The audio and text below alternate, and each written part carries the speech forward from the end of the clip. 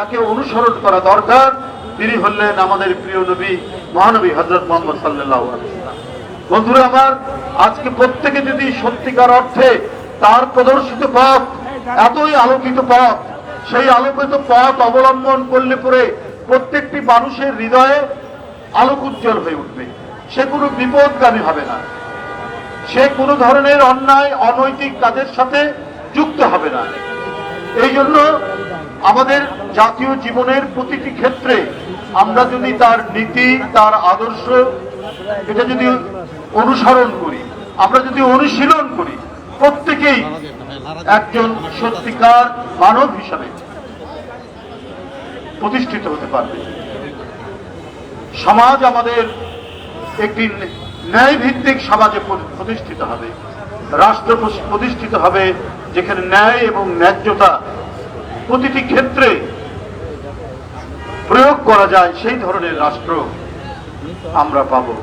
বন্ধুরা আমার, এক উত্তাল তরঙ্গের গণ অভ্যুত্থানের মধ্যে দিয়ে এক ভিন্ন স্বৈর শাসককে পরাজিত করেছে এদেশের ছাত্র জনতা।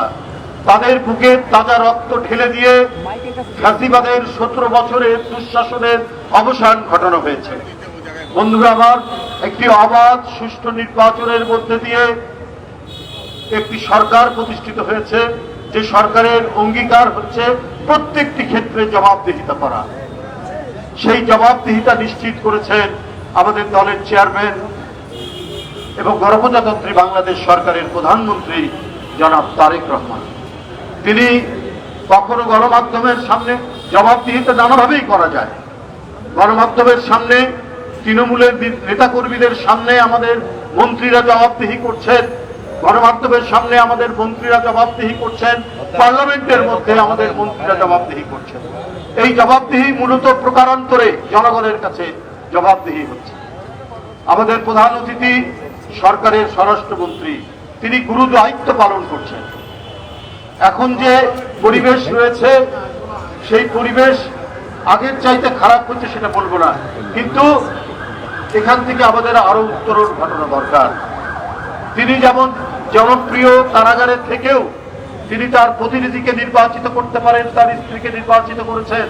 9 বছর গুম থেকেছেন পার্শ্ববর্তী রাষ্ট্রে, তারপরেও তিনি তার এলাকায় কক্সবাজার জেলায় নিজের জনপ্রিয়তা, একটা অখণ্ড জনপ্রিয়তা তিনি ধরে রেখেছেন। এটা একটা বিরাট গুণ। আপনার নেতৃত্বে বাংলাদেশের সকল অপরাধীরা তারা আইনের আওতায় আসবে, তাদের বিচার হবে, এটা জনগণ চায়। আপনি ছাত্র জীবন থেকে রাজনীতি করেছেন, মাঝখানে কিছুদিন সরকারি চাকরি করেছেন, সেটা আলাদা ব্যাপার, কিন্তু আপনার রাজনৈতিক জীবন সুদীর্ঘ জীবন হয়েছে আজকের এই পর্যন্ত। সুতরাং আপনার হাত দিয়ে এই দেশে একটি শান্তিময় পরিবেশ তৈরি করবে, দুষ্টের দমন, শিষ্টের পালন নিশ্চিত হবে। এদেশের মানুষ প্রত্যাশা করে কোথাও কোনো ধরনের মাদকের প্রভাব থাকবে না।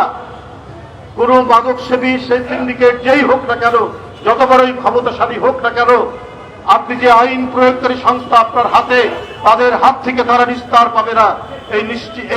এই নিশ্চয়তা জনগণের কাছে, জনগণ চায় আপনার কাছ থেকে।